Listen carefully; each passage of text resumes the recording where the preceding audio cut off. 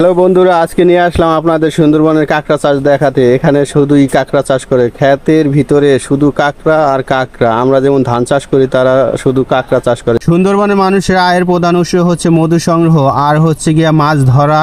আর এখানে আইসা দেখি শুধু চকের ভিতরে শুধু চকছে চক, কাঁকড়া আর কাঁকড়া। আমরা তো আইসা হতবাক, দেখি যে আল্লাহ এইখানে কই আইলাম। শুধু আমরা ধান চাষ করতাম, পাট চাষ করতাম, আবার অন্য অন্য ফসল চাষ করতাম, এখানে শুধু কাঁকড়া চাষ করে। আমরা মূলত এখানে ছিলাম মধু নিতে। এক চাচাকে জিজ্ঞেস করলাম মধু কত করে, সে কয় 1200 টাকা, অরিজিনাল মধু 1200 টাকা। এটা হচ্ছে বিকালের টাইমে আমরা বাইরে ছিলাম মধু সংগ্রহের জন্য। মধু কোথায় অরিজিনাল মধু পাওয়া যায় সবই দেখি চাষ করে, চাষের মধু। আমরা সুন্দরবনের ভিতর থেকে একবার শুধু 1 কেজি মধু আনছিলাম 1200 টাকা দিয়ে। আর এদিকে আইসা আর পাই নাই অরিজিনাল মধু, শুধু দেখি চাষ করা মধু। চাষ করা মধু তো আর আমরা নিব না। এইখানে আইসা দেখি শুধু কাঁকড়া আর কাঁকড়া।